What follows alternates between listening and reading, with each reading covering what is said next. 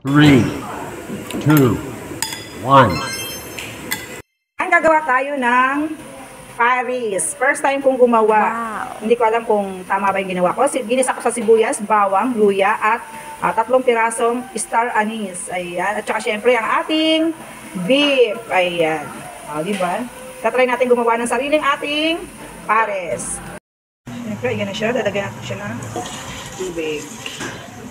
Ayan, tubig.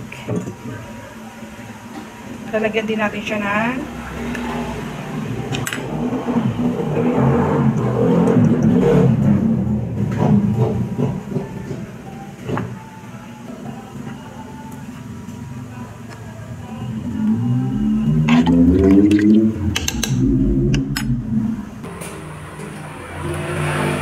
lagyan natin siya ng cubes.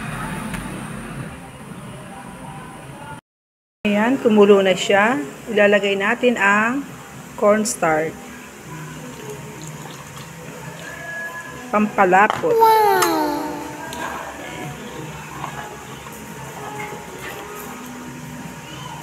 Ngayon, pag gusto niya ng dagdagan toyo, pwede naman.